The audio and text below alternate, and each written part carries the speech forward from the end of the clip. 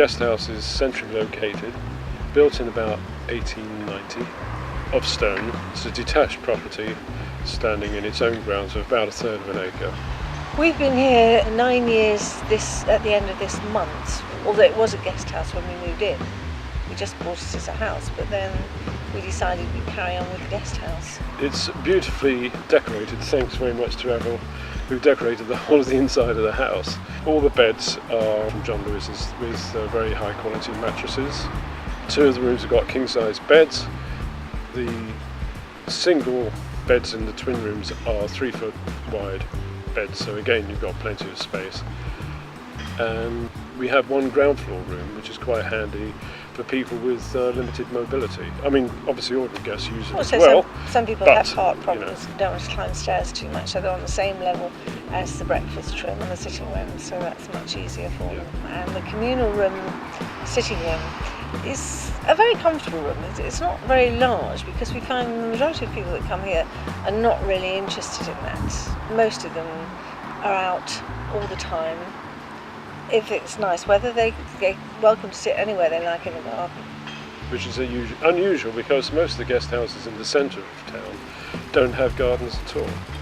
Very friendly, it's a very comfortable guest house, very nice state of decoration, there are lovely grounds, and it's a pleasure to be here. It feels like coming home.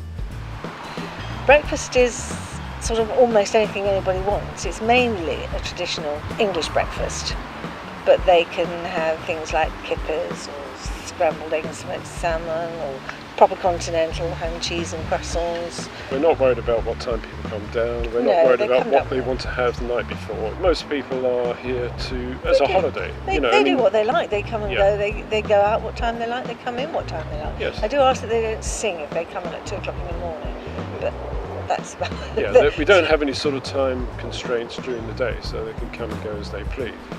All sorts. From the youngest we get probably are in their 20s. And they're very polite, the young people. They are. I haven't had any young people that I would have complained about at all in the 7 years that we've been doing it. The people in the middle age range, they tend to be mainly walkers or bicyclists. They're here to see the scenery, to soak in the atmosphere of Buxton and the Peak District. Generally the older ones are usually here for the festivals, like the music festivals, and particularly the Gilbert and Sullivan Festival. It is a town that has quite... history. Yes, it's a lot of history. There are things to see in the town. Obviously there's restaurants for them and pubs and that sort of thing, and there's usually something going on in the town. There's Paul's Cavern, which is the goldfish card people voted as the most attractive or interesting tourist thing in the UK. Buxton is the centre of the Peak District in terms of the place to stay, because although the Peak District spreads over quite a large area, most of the facilities for tourism is in Buxton.